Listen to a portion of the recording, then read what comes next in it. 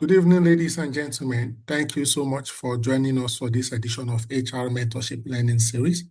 My name is Oluyemi Adeosun, and tonight we'll be looking at the topic, People Experience Reimagined, Empathy Mapping, Journey Mapping, and Prototype Solutions in Modern HR.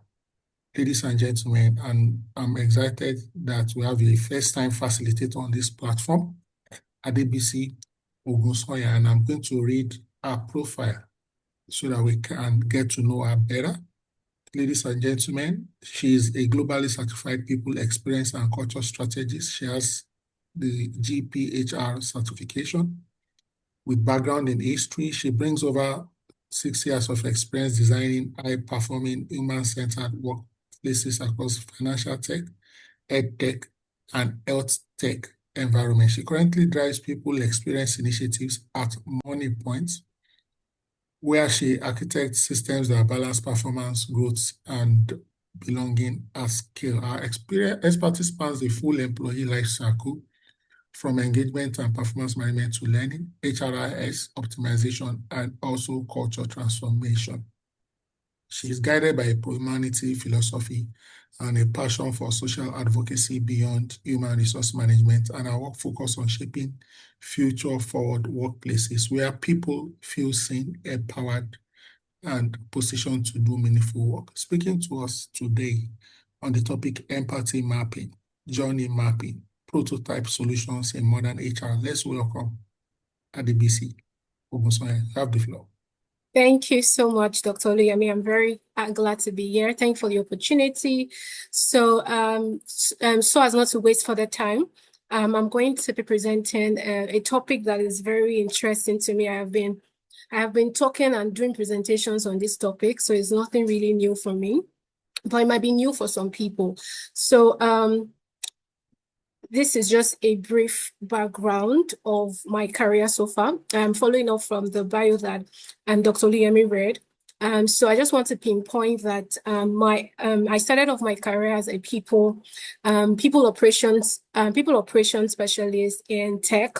My career has pretty much spanned in tech, and one of the things that one of the most impactful experiences that I've had because I worked in tech was the introduction of design thinking systems. When it comes to product marketing or product mapping, there is that concept that they call design thinking, where they bring on board the user and begin to build processes and experiences that align with the user's needs, pain points, experiences. Every touch point, they create the product or the startup or the app with the user in mind. So with that exposure to design thinking, to project management, to system operations, it really did revamp and it enabled me to really reimagine what HR and also the growing function of employee experience, engagement, and all of that many stuff. So just to also move along, my experiences, this is where I sort of indicated the places that I've worked, which were majorly tech companies, health tech, edtech, then the financial industry, which is Sterling, and the GoMoney, which was a fintech, now to MoneyPoint. So moving further, like I mentioned, it was very important for me to reiterate or explain my background in tech. And because of, tech was such an innovative environment for young people like myself, when I was joining into the workforce, I'm well in my early 20s to mid 20s.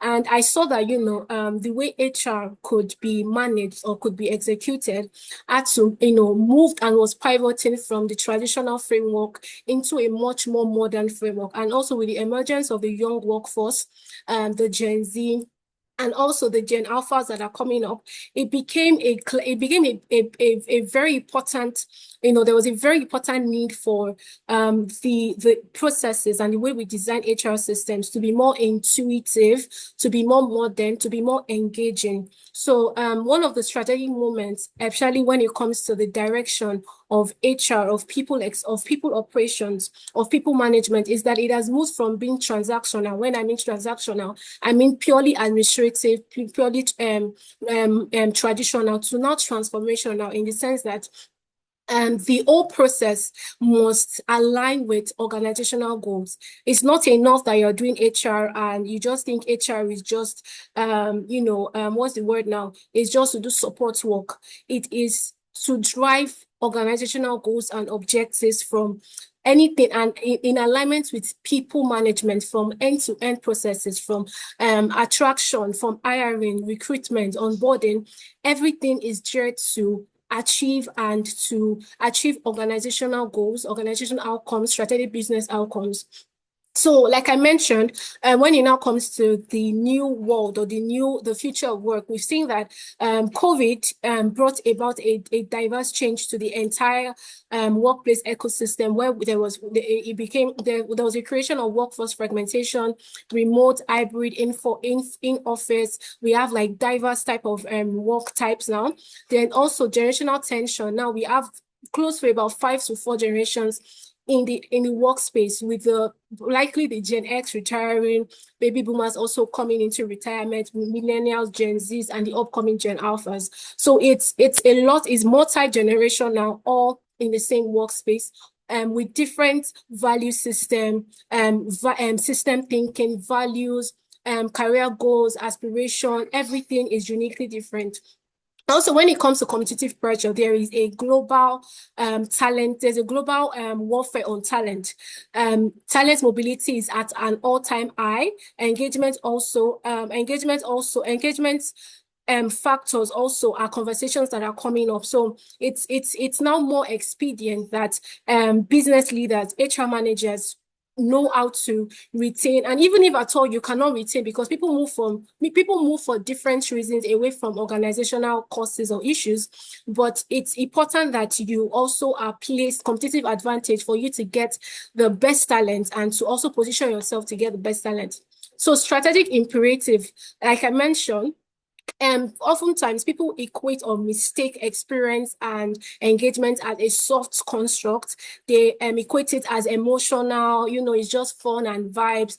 But we have seen now when it comes to motivation, and even in my career as an people engagement and experience strategist, I have seen that especially for the young workforce, there is just a lot of work that is needed to be done to create experiences across every employee life cycle, and to make sure that employees are engaged optimally at every point, at every change management process, at every initiative, organization direction. So when you are able to, the way I often explain it is, employee experience, employee engagement allows you to carry employees from point A to point Z, whatever journey or destinations that you need your employees to be carried by their mindset, by their arts, by their competencies and their skills.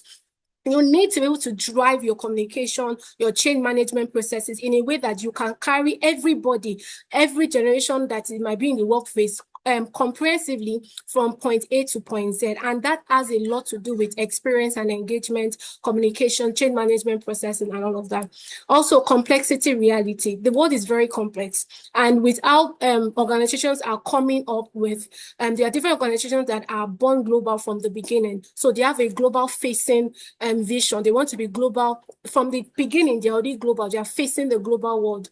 There is now the complexity of, okay, where they are coming from, their headquarters, do they want to standardize the processes, the policies, their culture at scale, even if they are going to build subsidiaries in other countries? Do they want to import their cultural practices from the home country and bring it to other countries globally? Or do they want to have standardized processes, yet allow for localization? Where is that? Okay, for example, the way we have Coca-Cola now, we say that Coca-Cola is a global brand, but when it comes to how they establish themselves in African countries, more localized, is more contextual, and is more attuned to the culture of each country that they're in. So it's all of that intricacies, all of that strategic thinking. But to summarize it is to say that HR or people management has moved from process management to human systems systems architecture. So you're not just managing process, or you're managing from point A to point B. You're building and you are designing a whole ecosystem, a whole architecture, a whole system design thinking that can allow you to drive the work that you do at scale. Because if maybe the people that drive it is always is manual, it's administrative, it always has to be driven by human beings, it would not be efficient and effective enough to scale on a larger volume. So you want to be able to automate, you want to be able to design systems that run on its own with less interference for human connection, knowing where to automate and knowing which parts to build human connection systems in. That's the whole process of human systems architecture, and that's where I'm going to be talking on empathy, journey mapping, and prototype HR solutions. So yes, the 3 pillars of strategic HR design.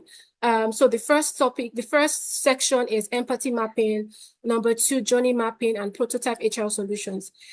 Just a quick summary: empathy mapping deep dives into it. This particular one deep dives into motives, emotions, and pain points. So it is the emotional, you know how they talk about the art of the organization. Empathy mapping allows you to design utilizing the emotions and art of the organization. Journey mapping then allows us to, is a pictorial, it's more like of an image. Away from empathy mapping, which can feel very intuitive, can feel very abstract. Journey mapping allows you to visualize every end-to-end experiences across touch points moments, meaning that, for example, during interviewing or recruitment stage, we often know that candidates are usually anxious. They usually want to bring their best foot forward. So there's a lot of anxiety, a lot of anticipation for the new role and all. Journey mapping, that's the emotions, the pain points. And also some of the pain points might be delayed response or interview response or interview comms. Then the second one is journey mapping, which then allows us, okay, how do we map this thing in a way that we can itemize each process? For example, hiring. What is needed in the hiring stage that we need to do in the hiring stage that would help create a good experience for the candidate?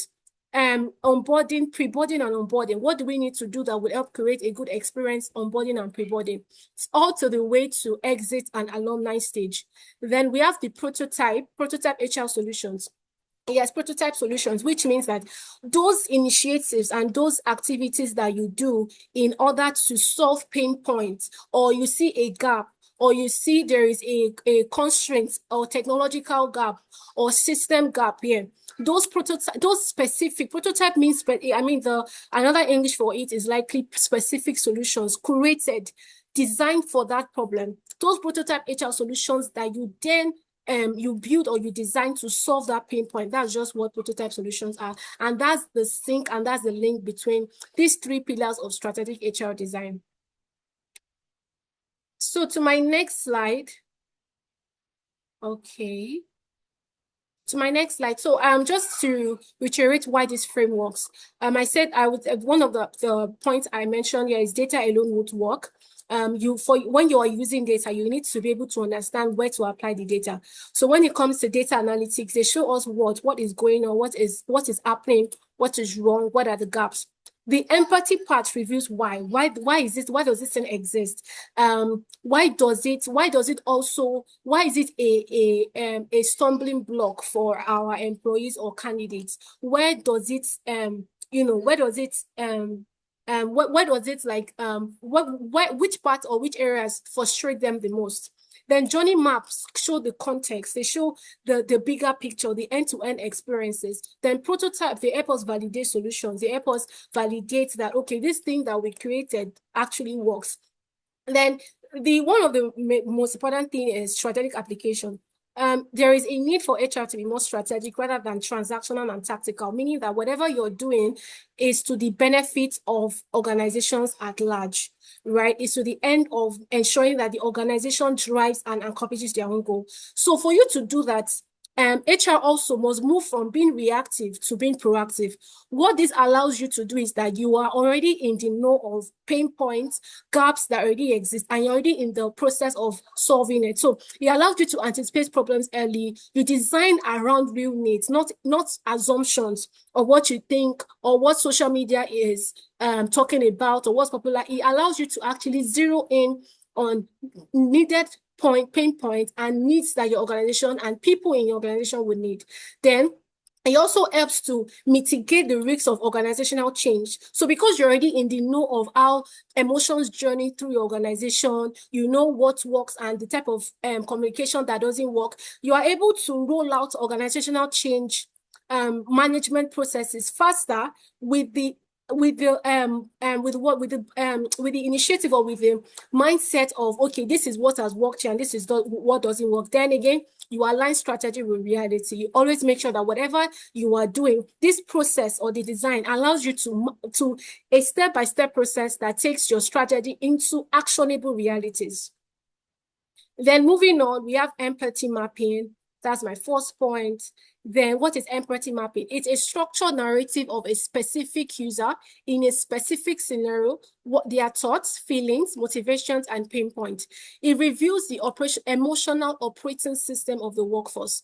Like something that I really did realize at the beginning of my career as a people experience strategist is that you are, when it comes to the workplace, employees and the organization, they have a workplace relationship. It's a relationship.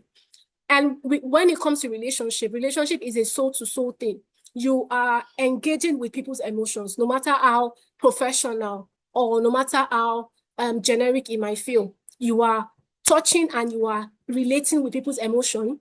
And it's a soul-to-soul. So when it comes to soul-to-soul, you're relating with emotions.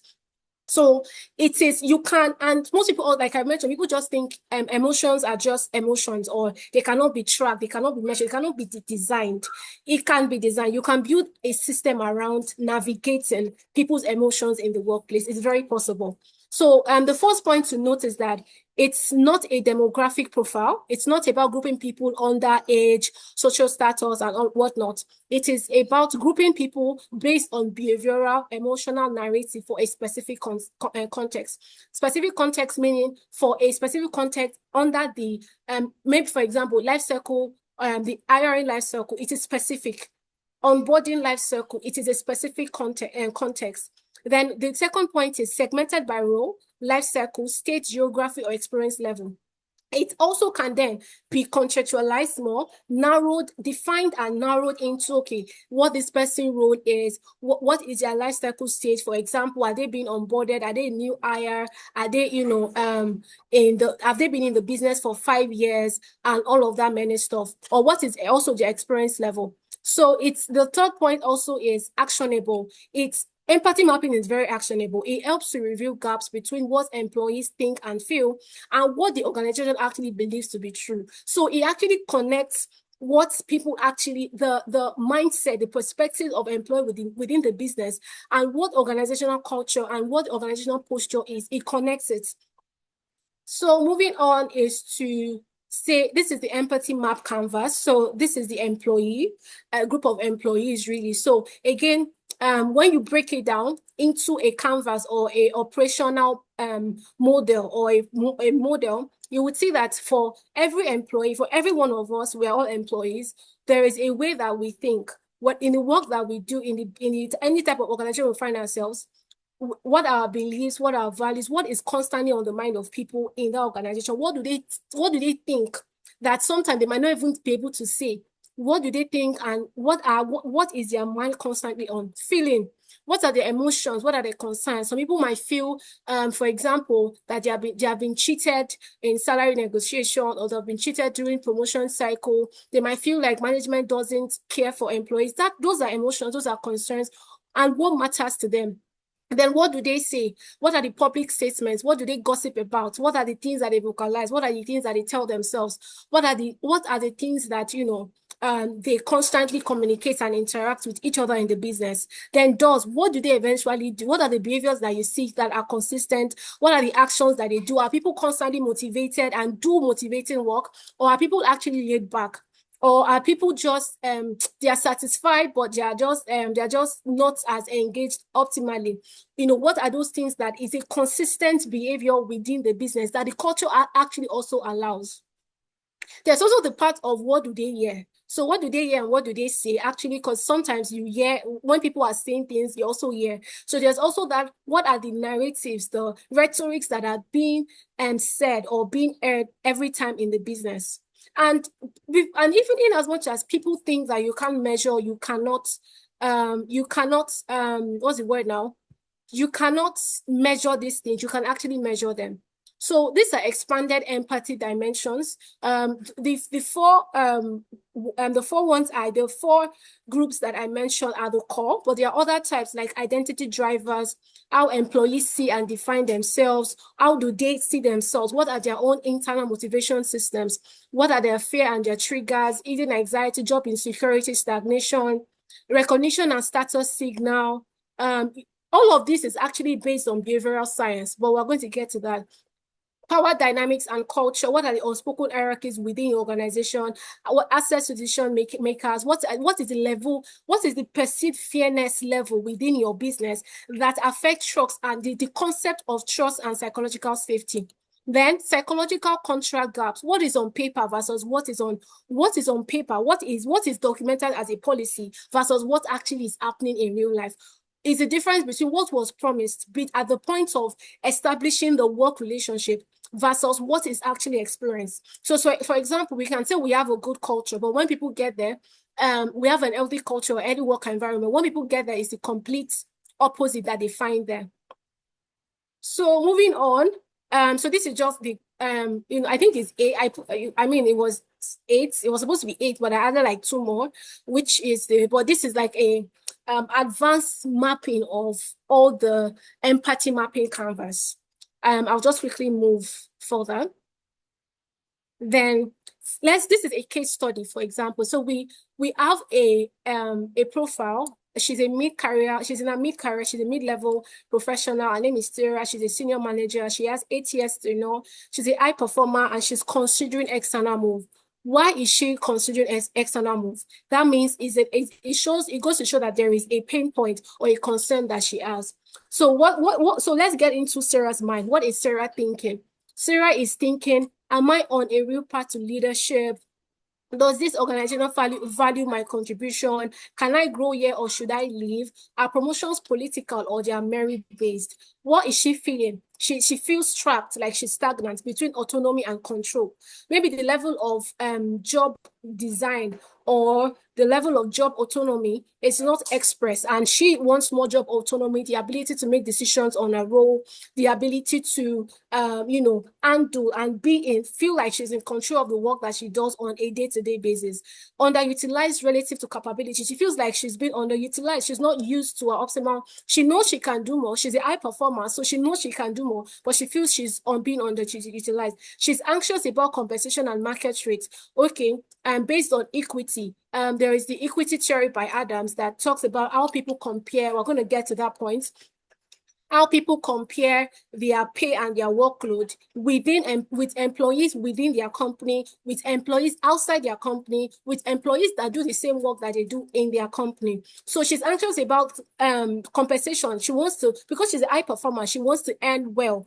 Then how does she feel? She feels energized when mentoring, but she feels drained by meetings. So you will know, because Sarah is a high performer, so she's very proactive. She's also intentional about impact and career mentoring, which she's energized by. But when it comes to the regional meetings, she's drained by, because she feels I can use this time to do good work and challenging work rather than just enter into meetings every day. So what are our pain points? Our pain point is sparse feedback from leadership. Sarah feels like she doesn't get enough feedback from leadership or from senior management team. She feels like there's a lot of competing priorities. There's never a clear-cut strategy that the organization is following.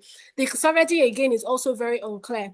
Development budget uncertainty, leadership and learning and development. There's no well-defined development budget, then organizational slowness in decision making. Maybe the organization is more hierarchical, is an Eiffel Tower type of structural design where there are different layers of decision making. So as Sarah is a high performer, she wants to move things quickly, she's fast paced, she wants to get things done. So she's frustrated by the slowness in decision making.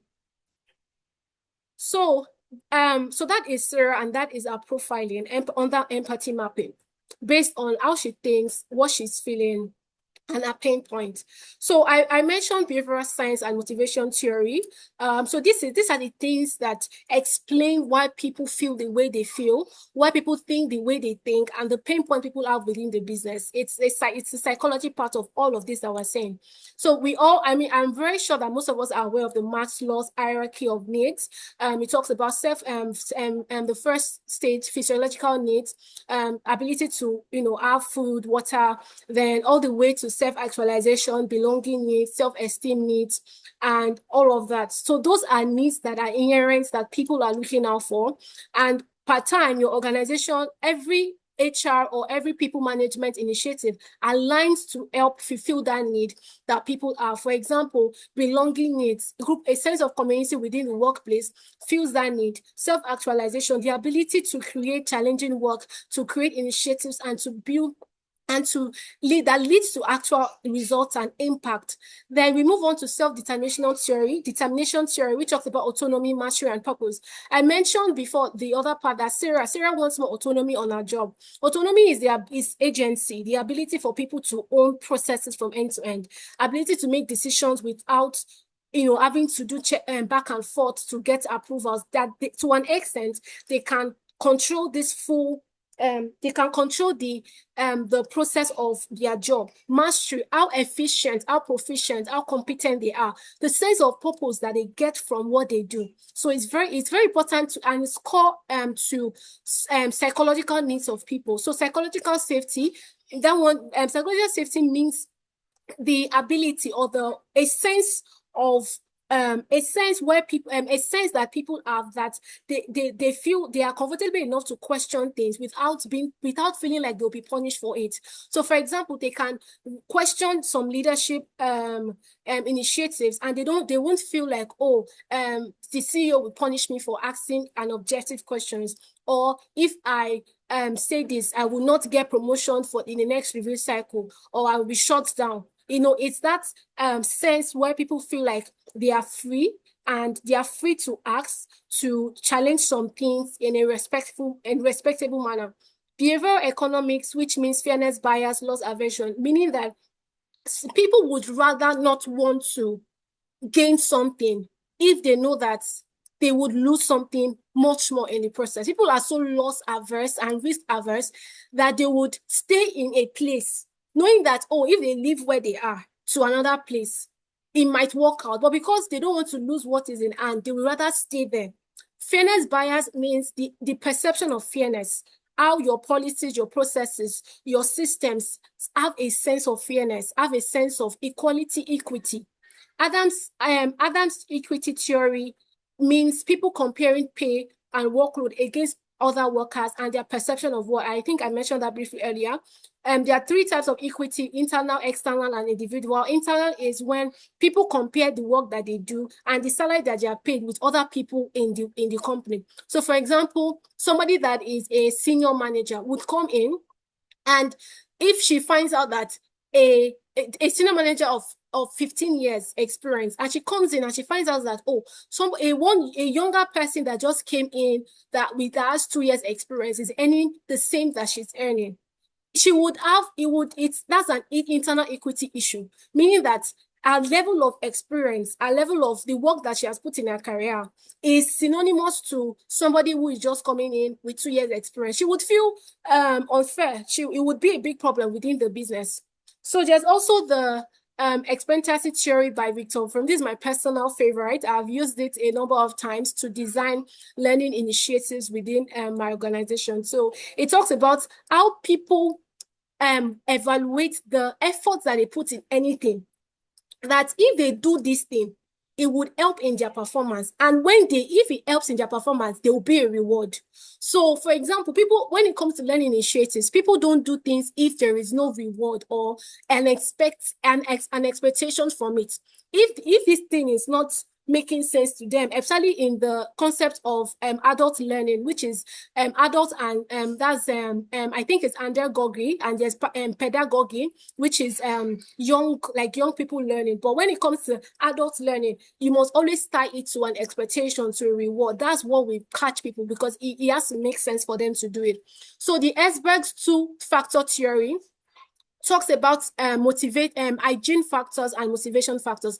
This one explains that that there are two distinct theories that says that you can internally motivate, intrinsic motivators, that is recognition, challenging work, autonomy, that is internal, that the employees would drive themselves to be motivated. Then there's the hygiene factors. Those hygiene factors do not motivate people. They just help to satisfy people in the workspace. For example, pay, working conditions, work tools, all those things that are external, intrinsic factors that, are outside of their control and everything. So it says that hygiene factors are not enough to motivate people, but they can result in employee satisfaction score. But as to motivating people that will be engaged, it is the motivators, which is praise, challenging work, a sense of purpose in the things that they do. So that's for that. So just beside it is just short data inputs that you can use to get this information as to what people feel, what people think, what's their emotional state, what's their behavioral journey like within the business. So exit and stay interviews. Stay interviews is a very proactive data input that can help you to proactively solve issues. In my place, in my time in GoMoney, I initiated the first round of stay interviews, and in order for high critical roles, and so as also to begin to understand, help solve the pain point of employees that are still within the business. So it really did help us in understanding and being proactive rather than less reactive to issues that came up. So the eNPS satisfaction score, pulse surveys. Pulse surveys are surveys that you do periodically. It could be quarterly, just to get, it's very short, very simple. It can also be very creative. Like you could just ask a snapshot question. What's your mood? Rate your mood from 1 to 5, or rate it from something very short that just helps you to catch a snapshot of what people feel during it can also be used during a specific change management process or during an initiative, so that you get where people heads are at and where their hearts are during that process. So performance analytics, manager roundtables, what are managers saying? What is their feedback when it comes to managing people that are under them? Then interview surveys, behavioral data, and informal observations. There's a lot that you cannot get from formalized data inputs that you would get from one-on-one conversations, from interaction when you meet people, verbal and non-verbal language. So there's all of that. So moving on quickly, journey mapping. This is visualizing the emotional and operational system. So what is journey mapping? Journey mapping is a visual representation and map of every interaction an employee has with your organization, from pre-hire to alumni. It is the lived experiences across every life cycle. So you can see here, journey mapping captures experiences and not policies. So it helps us to measure, to evaluate, to track what people are actually feeling, thinking, saying on a day-to-day basis. Right. So when it comes to journey mapping, we have things like employee life cycle, all life cycle hire and onboarding, growth, exit, and transition. When it now comes to moments that matter, this is the part where that is always interesting to me. It is emotions across touch points. For example, hiring process. During the process, having the user at the back of our minds, is this process too tedious for the candidates? How can we iterate? How can we improve our interview process? Every process or every interview or every meeting we have what is the feeling, what is the experience that we're creating intentionally, what are the words that we are saying, how do we ask the questions to know this candidate? So is the moment delightful, is it neutral, or is it painful, is it frustrating? Processes and owners. This journey mapping helps us to have accountability systems.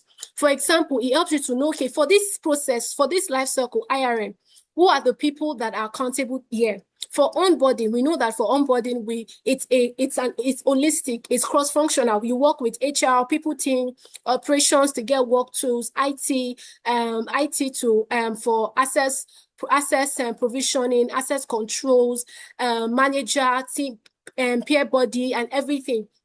So it helps to define the accountability systems for each life cycle. So compliance and risks, it also helps to show the pain points. What are the risks? What are the gaps that you're not seeing? For example, if you're hiring globally, or you have to take note of what are the compliance, you have to have a compliance checklist and template that helps you to itemize as a checklist to tick and to itemize for every onboarding process. What are the things that are peculiar to that country? So opportunities and solutions, because you have mapped it out, and in mapping, we see growth areas, we see threats as well, but we see opportunity, and threats always leads to opportunities and solutions that can be solved. So moments where design intervention creates dispersion where it creates impact, where the gaps that actually creates more issues. Okay, this is how we can solve the problem here. So moving on. So these are just this is a practical journey mapping template. So I just filled some things under moments that matter, but this is for each what's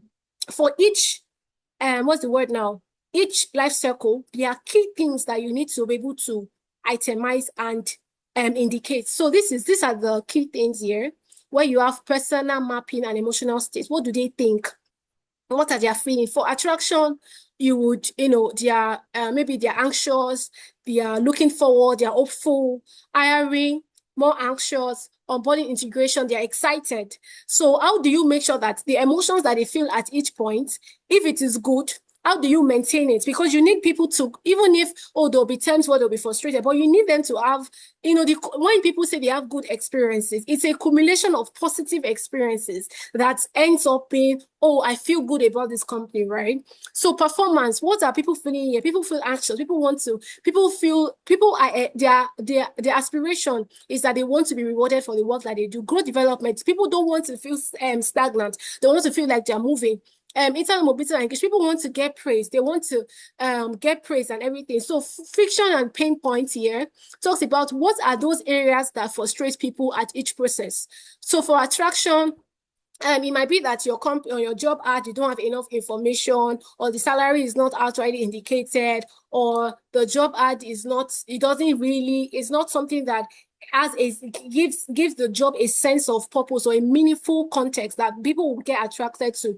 Hiring, interview processes, how tedious is it? Onboard integration, how to people getting their work tools on time, getting access to your workspace. Performance, friction, pain point, not getting rewarded, or performance appraisal system that is sluggish, go develop, all of that, many things. So technology, everything here maps up. There are more points you can add, but these are key things that should be on the map template. So moments that matter: job ads, employer branding, hiring process, interview, your comms. During that interview process, there is a way that I've worked in, like I mentioned, I'm in tech, and there's just a way that when you see people's interview process and the communication they send to you, it just feels like, you guys are so cute. Apologies, excuse my friends. Like, you guys are so nice, versus when you see another comms are just very direct and very like, are we fighting? That kind of thing. So it's, it's making sure that for every time that the employee or the candidate relates or interacts with anything from your organization, it aligns to the experience that you want them to constantly feel. It aligns to the employer branding, to the employee value proposition. And, moving on, we have moments that matter: onboarding, first manager to one-to-one. I remember that I mentioned that there are some things that you should automate. There are some things that automate the tactical, routinal, never-ending process. But there are some things that you need to have human connection. One of the things you can automate: interview, comms, processes, and stages. You can automate it. You can build pre-built custom templates for that and periodically send using your HRS platform. But when it comes to onboarding and integration, this one, it's important that you design human connection moments here. First, manager one-to-one, peer bodies, onboarding bodies, meeting with, you could also take it further and say that, okay, you want the new hire to meet with key leaders so that they have a grounded, holistic sense of what your products or what your organization is about. Then moments that matter: performance review. What are the comms, the type of comms you send, the process in itself, how is it? Is it too tedious? Is it a lot? Promotion decision, that's growth and development. What is the perceived level of fairness? What is the perceived level of internal, external, and individual equity that people feel or people have? Because perception differs, right, in the business, but to a great extent, one of the roles that HR play is you can't necessarily make everybody happy, because everybody are the ones that own their happiness, but you can, to a great extent, ensure that there is a level of fairness in the things that you do, that people can trust to a great extent, okay, that this promotion decision or whatever processes is fair. Because at the end of the day, when you think about it, processes, policies are to serve people. If you want to be a pro-humane HR, you want to be a future forward, progressive thinking HR, you would understand that you should have it as your philosophical framework that processes, policies are to serve people. You don't lord policies, processes over people. It is to the end of ensuring that people have good experiences within the business. So you don't make a rule, law, and it's rigid that it can never be touched again. It's not that you scatter every rule and policy. You can layer, you can tweak. Oh, this thing is not serving people, no. And the reason why we created this policy or this rule or these processes was because of this. Now that thing is now, and what's the word, is outdated. So you layer on it. What are the increasing needs people have? How can we layer on the existing policies? How can we make sure that people are heard, they feel seen enough, and they feel supported throughout every process? So, there's just a lot there, but I would like to also the point of offboarding exit. So I would like to really talk on exit, because this is where the process usually breaks sometimes. It's where, if you're laying off people, there is a communication to have. There is a way you systemize your communication. Also, severance package too. If you're laying off people, what are the severance? It's putting people's needs. Okay, how do we design a severance package? If you're laying off people, that's job insecurity. How can we ensure that, okay, there's enough risk mitigation for them? Do we pay them 2 months in lieu as notice, if you're laying them off as termination notice? Do we pay them 1 month? Do we extend their HMO to 1 month so that they have time to get other jobs? It's just being humane and just making sure that it aligns with the financial budget, but just making sure that you try your best to be inclusive of people's needs. So moving on, then I think I want to also talk about metrics. For each life cycle, you need to have metrics. Metrics make you a strategic HR person within your organization, because you can, and there is often a misconception people have when it comes to building experiences and engagements. It feels like, again, that, it's just vibes and emotions, but you can track it. And one thing in my career that I've always learned to do is to always track it, because I always need to help people know that this thing is not just child's work. It's not play. We're not playing yet. It's serious work. It takes a lot of rigor to build systems like this, and we need to measure and track it and make sure that the metrics that we are tracking aligns to organizational goals and strategic objectives. It is important. That is what validates your HR or your type of HR as one that is strategic and not just operational or back burner or support work. That is what actually gets you this. It sits at the table of leadership and senior management, where you can confidently show that these things that you're doing, they impact the organization, and these are the rewards for it. So moving on, so under journey mapping, there's also employee personnel mapping. And this one is also my personal favorite. This is where we segment people, workforce, into behavioral clusters. I talked about emotions. So this one is not like behavior, right? So where we design targeted interventions for every type of person within the organization. And we make sure that the communication, I mentioned also that we're in a multi-generational workforce where there are 5 generations in in the workforce as of now. So it's making sure that whatever communication you are doing, if it is generic, you want to be able to make sure that every generation reflects in it, or you make it generic that it's not offensive to any generation. If you want to create, because when it comes to in tech, I work with a lot of young people, and I really do enjoy working with young people. I'm a young person myself, so I'm still very much young. So, and one thing about like working with young people, the Gen Zs and the upcoming Gen Alphas, is they like proactive communication. They don't like it when you leave them to assume things. They like it when you also in your communication, you are engaging, you use the lingua, some professional lingua. You can use some lingua or some buzzwords, but making sure that it's professional and not profane. In a way that makes them included in your communication, and it's not so serious that you're using I English or I like big grammar, just making sure that it is fun, relatable, but yet proactive. That's something that I've learned working with young people. So it's clustering those people, and this has a lot to do with understanding and segmenting employees based on their generations, based on their needs, their goals, and all of that. So these are sample personas.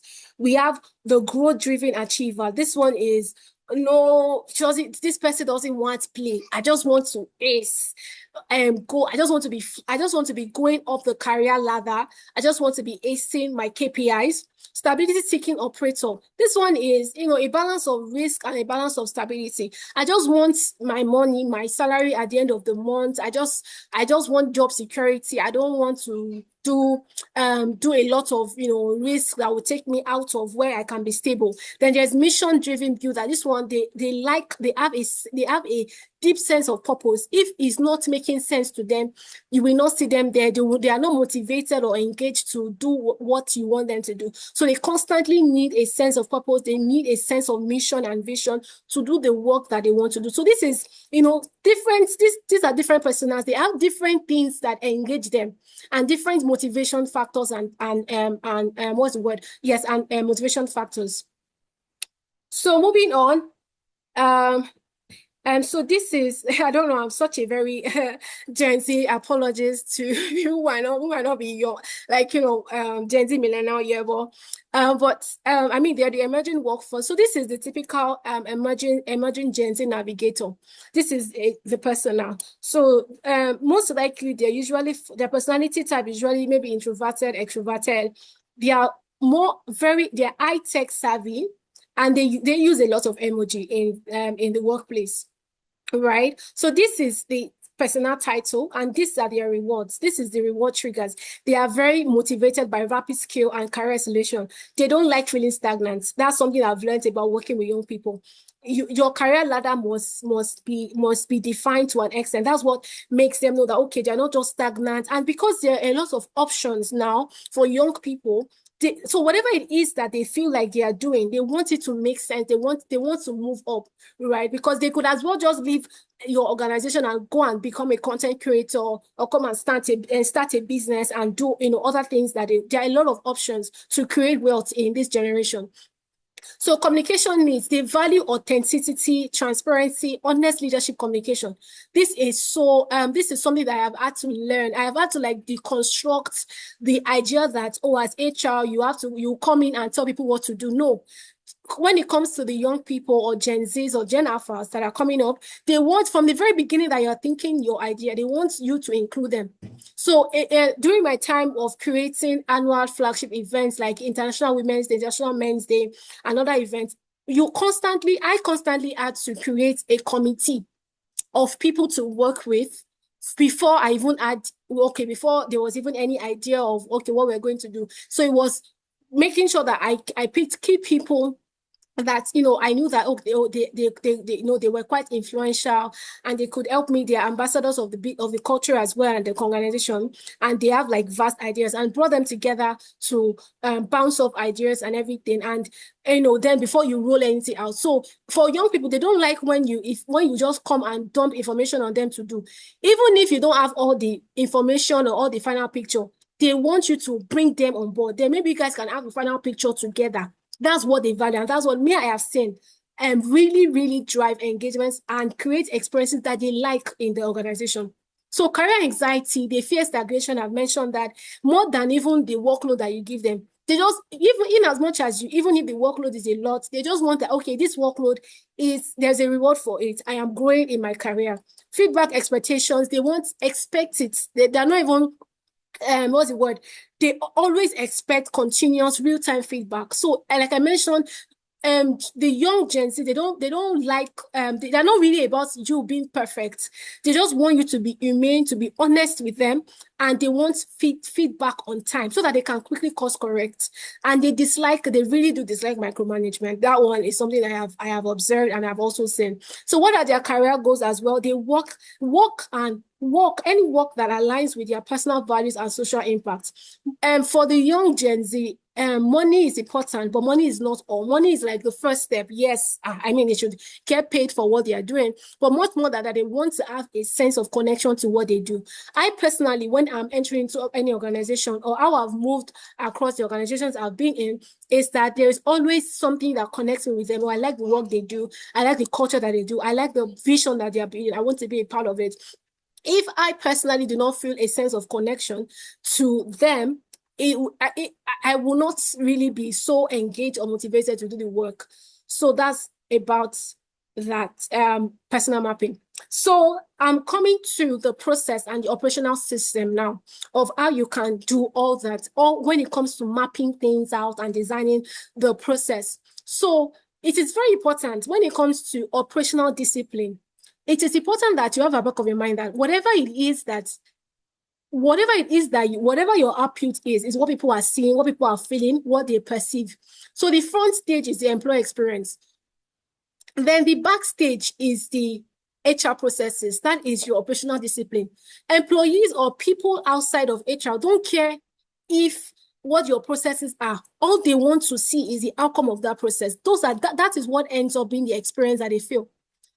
But you must make sure that to consistently build an experience that is consistent, that is clear, that they can trust, your HR processes at the background must be very disciplined, you must be clear, must have enough clarity. You must establish consistent tools and methodologies that you use. Then you must also make sure that connection points are being built. That whole process, it takes a lot of operational discipline. It takes a lot of bringing every moving part together and connecting it and making sure that they all sync to the end of the outcome and result that you want. So that takes, it's a lot of, when it comes to HR, there's a lot of moving parts. There is days, performance management is syncing everything and making sure that the outcome and for you to make sure that the experience and outcome is consistent, the processes at the backstage must be consistent, must be strong, must be systemized so that you don't do things randomly. Then what are your systems? What are your tools? AI, when it comes to building systems, we have a leverage in this generation where you can use AI to build a whole automation workflow system.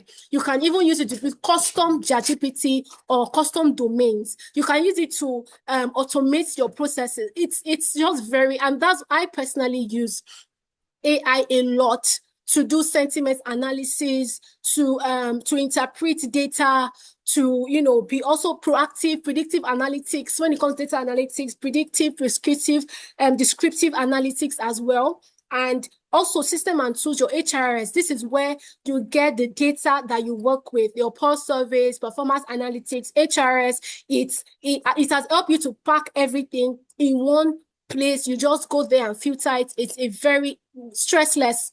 And then ownership and governance. This is where I talk about the people that own each processes. What are the governance? What are the standardized processes that is standardized? Then maybe you then contextualize it when you are mapping it out. But this is the governing, and this is a governing policy that governs, and also the philosophical framework that governs all that we do. So very important to note, we're almost done. So prototype HR solutions. This is also I think every section is a personal favorite because I have really, it's been like experimental where I've built I've taken each step and I've worked with each step. So it is very important that you prototype before full implementation. So why prototype before full implementation? Because whatever you scale, if you scale a mediocre process, and you roll it out, you have impacted a process at scale. So if you roll anything out, just know that whatever you are rolling out, it has impacted 10,000 employees. If maybe it's 10,000 employees you have, or 100 employees. So you don't take lightly the solutions or initiatives that you have. You don't assume that you also have the solutions, or the initiative or the idea that you have is perfect and you will never need to iterate to improve or to get feedback. You never want to be in that loophole, or have that kind of mindset. So the risk of scaling bad designs, right, is that rolling out purely design policy across 10,000 people at scale means that 10,000 people are now frustrated at scale. Then you have distorted, because you did not prototype, you just went to roll out an initiative.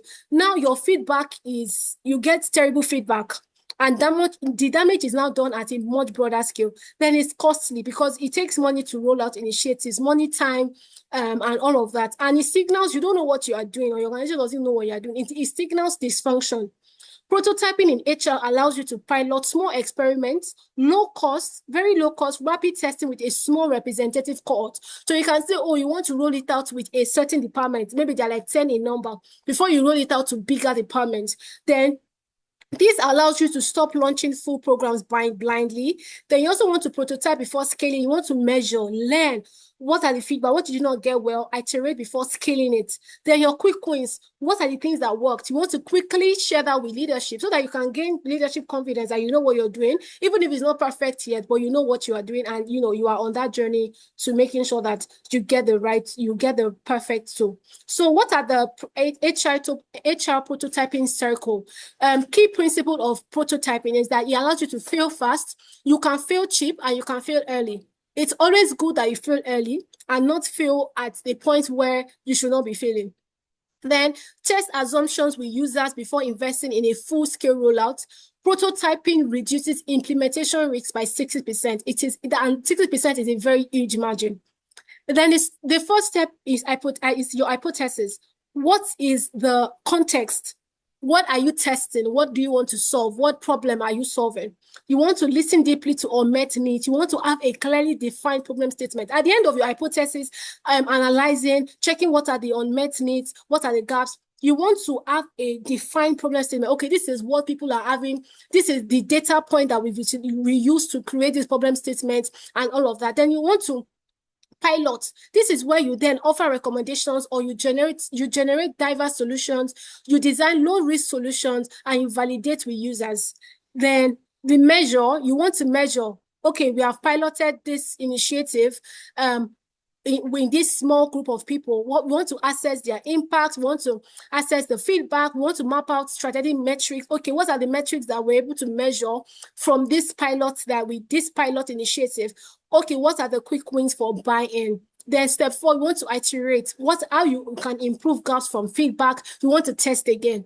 Then before you then go ahead to scale on a larger scale, right? So you roll out organizational-wide. You have to partner with leadership, because you need to partner with leadership. HR doesn't do these things alone. We do it. It's collaborative. It's everybody. Then you want to also be able to map out clear control processes. Who owns what? Who is in charge of this? So for this stage, key metrics that you should make sure you track: adoption rates. How fast are people adopting and understanding this new initiative?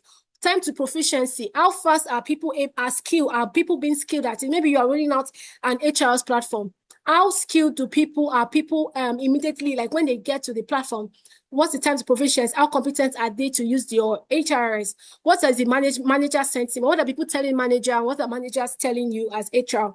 Retention delta. How frustrated or how less frustrating is the process for people? Productivity speed. Is it improving people's productivity level? Is it taking people from manual to automation that then helps people? It gives people more time to do other needed work, etc. So success metrics that show that, okay, this prototype cycle is working. is that you get 80% plus positive feedback from the small cohort that you work with.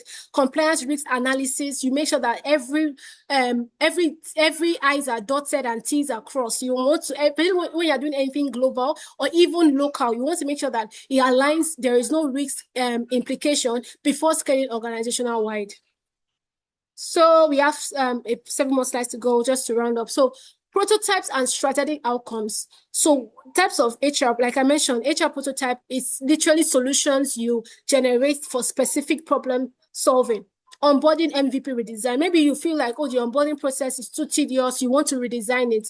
MVP is onboarding MVP redesign is just like your first the full name it's just gonna skip my head, but you want to redesign the onboarding process, quarterly growth conversations. You want to redesign growth conversations or how people grow within the business. AI pulse check pilot. You want to build a chatbot system, automation system within your channel, your intranets, Slack, Teams, and whatnot. Recognition microsystem. You want to build a recognition and reward system.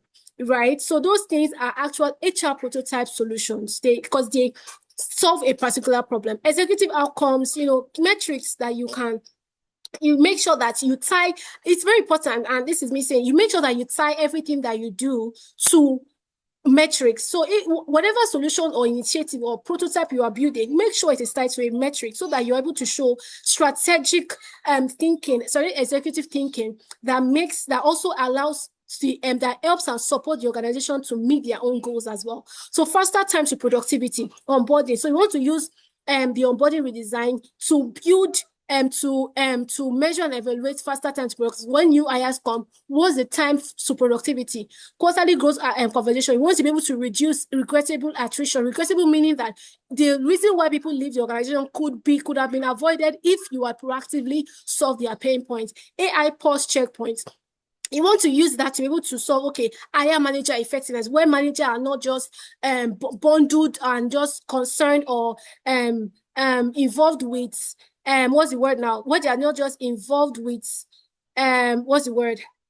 Where they are not involved with a lot of routinal tasks that just takes up their time. So you want to build an AI chatbot or AI pulse system where people can just type questions or employee related questions and they get their response, right? So you want to also have recognition to the end of improving engagement ROI, return on investment of engagement, improving engagement rates, ENPS. So you tie every prototype, every initiative, every action to a metric. You don't do things because you feel like it or you assume that people would love it. If it's not tied to organizational goals, metrics, and outcomes, you are pretty much wasting resources, wasting time, and you're not showing strategic thinking enough. So, yes. So bringing everything all together, this is where we integrate empathy mapping, journey mapping, and prototype HR solutions together to paint the bigger picture. So the integrated workflow. So this is how everything works as a system, one system using ADDIE model. So ADDIE model is a model that is usually used for global HR, development, talent development in global HR, where for everything that you want to do, you first start by analysis. Why are you doing this? Who does this initiative matter to? Which data points are you referencing as, the reason why as the pain point? Design. Designing the work tools, how would it flow? What's the workflow? What's the process? Developing it in actuality. This is what we're going to develop. Then implementing. We want to implement it, then evaluating. So the first step in any HR change management process, any HR initiative, you want to do an analysis. Then the last step, you want to always measure. It's a constant improvement process. You don't end and say, we are done here. You constantly improve, constantly measure, constantly evaluate. So this actually ties into everything that we have been saying as a cycle, where for empathy persona mapping, you are analyzing data. You're analyzing people's pain points, fears, needs, aspirations by segment, by group, individually, by each life cycle. Then you're also mapping out expected end results. What is the metric you want to measure here? What are the resolution? What are the objectives, right? So that's the analysis part. That's the empathy. and personal mapping. Then the analysis also enters into journey mapping, where you also visualize touch points, emotions, and gaps. That's where you see it end to end on that journey mapping template from each life cycle moment. Then the journey mapping now enters into design and develop, which then is also under designing and developing under the ADDIE model. So the journey mapping gives you a visual touch point, visual template that can allow you to design processes under each life cycle moment, which then allows you to develop initiatives and prototype HR solutions, right? So, and for designing, like I mentioned, one thing that you don't come all of a sudden and roll out HR initiative without co-designing and partnering with employee managers and leadership. That's how you carry people along. That's how you promote employee voice within the business. Then implementation, that's where you develop your prototype, you implement it, you pilot it, and you test. Then evaluation as well, you measure and scale. You measure for quick wins, iterate, and you roll out. So throughout whatever process, even if you want to use the ADDIE model, you want to do the empathy mapping, journey mapping, and prototype work, you must always measure, you must always communicate, you must always celebrate quick wins to gain leadership and to gain confidence. You must also document learning for the next cycle. So it involves a lot of operational rigor, a lot of tracking, because what you don't measure, you cannot manage. You can't manage it well. You're not going to be proactive if you're not measuring and if you're not tracking it. Great. So just to round up quickly, so the next, this slide talks about is a case study, continuous feedback, performance management redesign. So for example, we want to redesign performance management in a certain organization. The challenge or the pain point is that annual reviews is just, reviews are only done annually once a year. The feedback is usually sparse. There is not enough feedback. Lack of real-time insight. 35% of employees felt surprised by performance rating and the engagement is declined. This is a very common situation in most Nigerian companies and in most organizations, right? It's global actually. So the first thing, let's say you want to use this framework, empathy research. You want to do interviews, you want to ask people questions. Managers fear conversations. So in your interview, in your data input analysis, you found out that managers fear conversations, employees want clarity, they want real-time feedback is missing because reviews are done once a year. So by the time people are doing the mistakes that they are doing within the year, they're not quickly giving feedback enough to course correct. So at the end of the year, they're not getting the feedback and it's like, oh, it took you a whole year to tell me, oh, I'm not performing well, so I'll not then be promoted in the next promotion cycle. So people will feel a certain way about that. So the journey map show that feedback comes as shock at review time. It's not continuous. People are not getting continuous feedback through the year. Pain points, employees unaware of these gaps until after bonus or raise has been decided, and which can feel very unfair. The insight we garnered is that we need to shift from annual judgment to continuous development. So that's one insight that we gained from the data analysis that we did. Then how do we now work with this empathy research, the data analysis, the insights that we get? We want to be able to design and pilot. So for example, let's start with 3 departments before we move to the other department, 150 employees. So we want to pilot it with a small team. Solution, we want to do monthly 15-minute check-in, nothing too long. We want to also make sure that people have real-time feedback tools. They get peer-to-peer input, collaborative inputs. Want to encourage that type of culture. Then train managers on feedback, quality, and psychological safety, meaning that you want to train and coach managers on how to build a culture because you can't do everything alone as HR. Managers are the ones that own their team. So managers are the ones accountable. So there needs to be a training and coaching for managers to be able to give objective feedback that is not subjective, that doesn't make you feel like, oh, people cannot trust the feedback or it's too personal. So you want to train managers to know how to give objective feedback at all times and to ensure that there's psychological safety. People feel like they can say things without being punished for it. All right. So success metric, what are your success metrics for this part? Feedback frequency, how frequent is the feedback being given, manager confidence in the ability to give feedback, and what are the employee sentiment? You need to track it so that you know what is working and what is not working.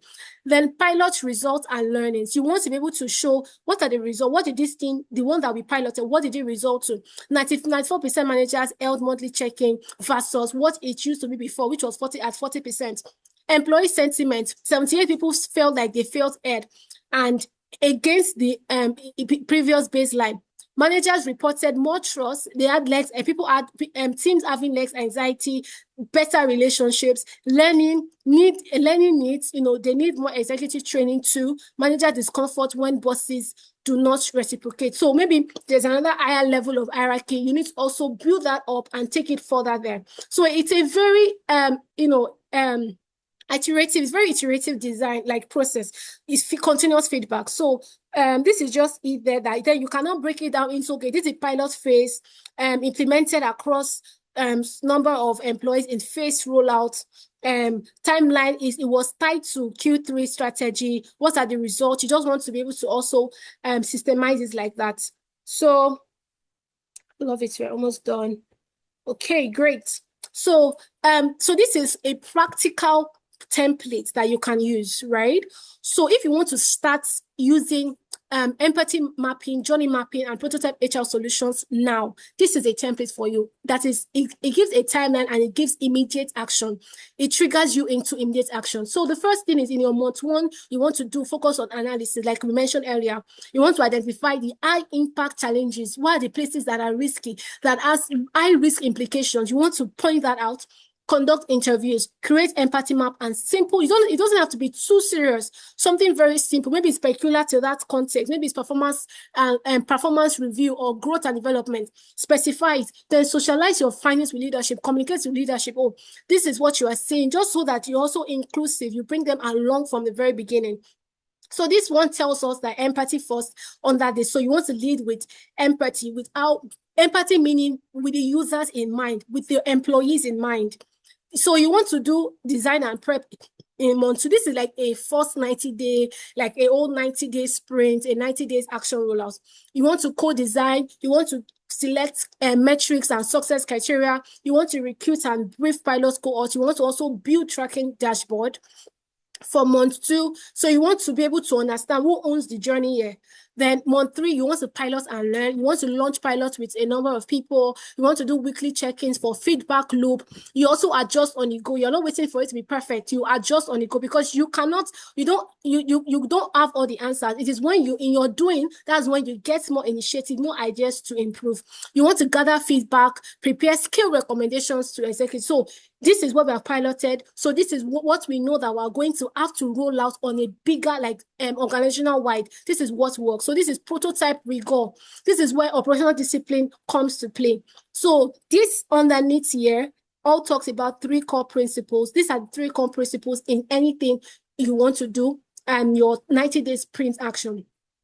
So to sort of begin to round up my presentation is to say that what you are doing now, in as much as is a life circle, and you must also understand that this the employee life circle and journey mapping speaks to employees alone.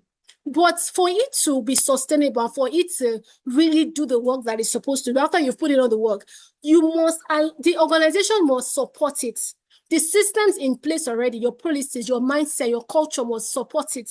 So if you want to build forward, future thinking, progressive thinking initiatives, your culture must be progressive thinking. There must be a relatable and realistic, like people must experience psychological safety on a day-to-day. But if you want to do all of that, yet you are shutting people down, people cannot express themselves, your initiative will not work.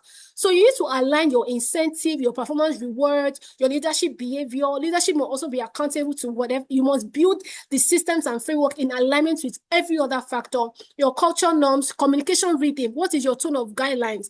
Do you just come and tell people in your comms, employees are supposed to do this and this, failure to do this and this will result in deduction of your salary? You need to be very careful of the choices of what you use. So rather than say, oh, deadline for submission is this something that I had to really learn, right? You say, oh, we implore employees submit on or before so time. So you use persuasive adjectives or persuasive languages, a way that shows that we're all in this together, right? That is how people experience and interact with anything that you do, and they feel that sense, that culture that you want to build. Then experience fails if system contradicts it. It's very simple. If your systems, your frameworks, the things that already exist do not support your experience initiatives, your empathy mapping, it's going to fail. It's going to be very contradictory. You are saying A and employees are experiencing Z. It's going to even feel like you are you're insincere and you're not genuine. So this is how you do systems thinking integration in the context of people management and organizational culture at large. So big summary is that empathy gives insights. Empathy tells you what's going on. What do people feel? What are they afraid of? Journey gives you visibility. It helps you to visualize the end-to-end process. You can see it. Prototype gives you evidence. It gives you, okay, this thing that we have created or we did as a solution works. It gives you confidence and evidence that, okay, we can do this on a scale. Then system thinking gives you sustainability. It allows that whatever it is that you do, it thrives and is sustainable. Then you can build up on it, you can layer on it. You can see it's a lot of work. It's not really about emotions, it's systemic. It's like, it's a way, it's how you institutionalize empathy, you institutionalize kindness, you institutionalize things that feels like, oh, people feel like you cannot be structured. That's why you institutionalize these things. That is not just an abstract concept, it's something that people can feel. So this then is my ending, which I know is my quote, which is to design intentionally, measure rigorously to show that you know what you're doing, to show that whatever it is that you're doing aligns with organizational impact, strategic objective and goals. Then you need to scale intelligently. You need to make sure that what you are scaling on a broader scale is intelligent, it is fair, and it is excellent. And it shows excellence in anything that you do. So thank you very much. I've come to the end of my presentation. I do hope that it was very impactful and you learned something new. And yes, thank you very much, Dr. Liemi. Thank you so much, Adebisi. That was phenomenal. The quality, the content, the context, the energy, the passion, the experience, the exposure. Thank you. That was beautiful. I was hooked. Sometimes I multitask. You didn't allow me because of the quality of your session. I'm so excited that you are coming back May 6th. Yes, I am. Please treat May 6th like February 14th. Please, it's that important. Thank you so much. If you have any question or comments or contribution, would like to take one or two quickly. Oh, I can see people sharing their appreciation on the call. Love it. I'm glad that people are able to get good value for great quality. All right, ladies and gentlemen, I think we can unmute and show appreciation journey with gratitude. Let's unmute and let's celebrate our facilitator for this evening. Thank you so much, Adebisi. I appreciate you. Thank you so much. Thank you for having me. Thank you, Mr. Adebisi. Thank you so much. It was quite insightful. Thank you very much. Thank you for your feedback. Thank you. I'm taking feedback too. Yeah, Thank that's you. a very loaded section. Very All loaded right, section. do have a Thank great you. evening, rest. Bye. Thank you for joining in. Thank you so much. Thank you. Thank you to Dr. Liemi. Do have a great evening, rest. Bye. All right, bye. Cheers, everyone. Bye.